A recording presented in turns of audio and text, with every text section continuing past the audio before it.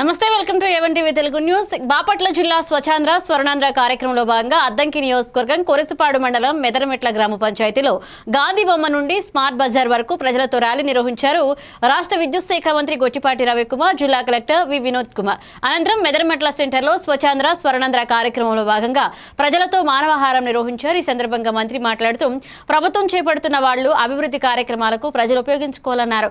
మెదరమెట్ల సెంటర్లో ప్రజలతో స్వర్ణాంధ్ర ప్రతిజ్ఞ చేయించారు. అనంతరం మంత్రి జిల్లా కలెక్టర్ వినోద్ కుమార్ తో కలిసి జీఎస్టీపై అవగాహన కల్పించేందుకు మెదరమెట్ల గ్రామంలోని రిలయన్స్ మార్ట్ కు వెళ్లి వినియోగదారులకు అవగాహన కల్పించారు.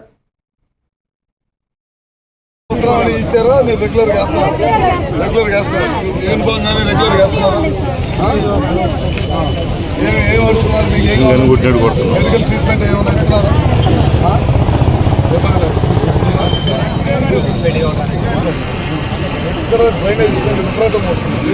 మనం అలా డ్రైనేజ్ కట్టాం కదా, సరిపోవట్లేదు. ఒక్కరు చూడాలి సార్, ఇది పెద్ద విలేజ్, దాదాపు 10,000 మంది ఉంటారు పాపులేషన్. ఓటింగ్ అంతా 12,000-13,000 చక్కగా ఉంటారు.